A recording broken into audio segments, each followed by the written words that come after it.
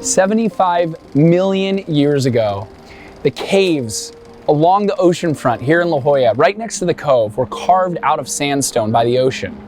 It's one of the oldest geological parts of all of La Jolla, all of Southern California for that matter. And the building on top of it, 939 Coast, connects our rich history in La Jolla with the modernity and the future of our city. So it makes sense that the most valuable residences in all of La Jolla are right here at 939 Coast.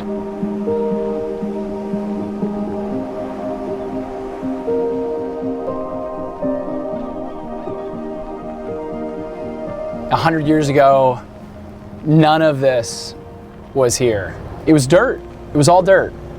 You know, La Jolla really wasn't a name that you would think of as a spot for global tourists. And, you know, when I think back on La Jolla, I think about Ellen Scripps, you know, came here at that time, you know, she was worth $30 million. And I have to imagine that Ellen Scripps saw something more.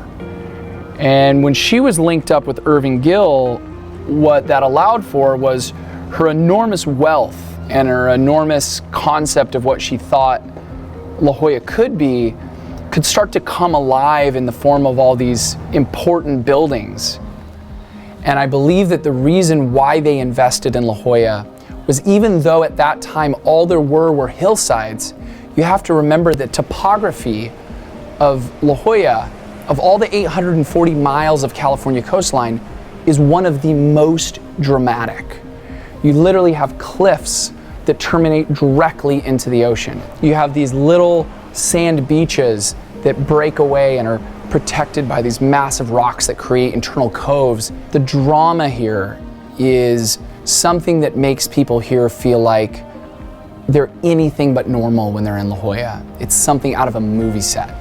And so when I think about a property like 939 Coast that is on the market fetching $1,200 a square foot, you have to remember that La Jolla came from very humble beginnings.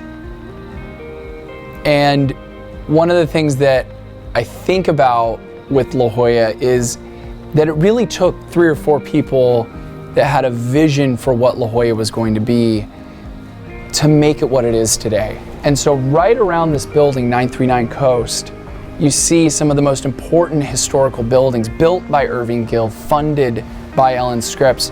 And I have to imagine that as much as we see in La Jolla today, they saw into the future and they saw something that others didn't.